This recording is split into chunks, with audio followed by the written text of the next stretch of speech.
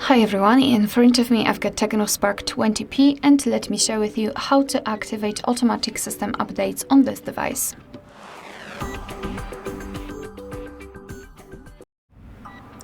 So let's begin with opening the settings.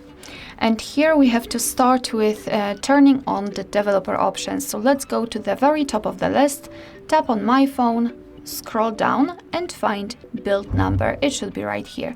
And now keep tapping on it until you'll see that you're in the developer mode. If you've got any kind of screen lock, your device will ask you to enter it to confirm the whole step.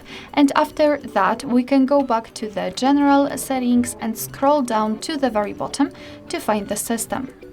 Then we have to tap on developer options and now scroll down just a little bit to find this option, automatic system updates. Now all we have to do is to tap on the switcher next to it, and from now on, since this option is active, your device is allowed to apply the updates whenever it will be restarted.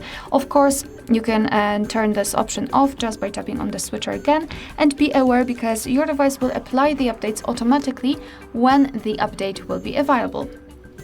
Alright, so that will be all. Thank you so much for watching. Please hit the subscribe button and leave the thumbs up.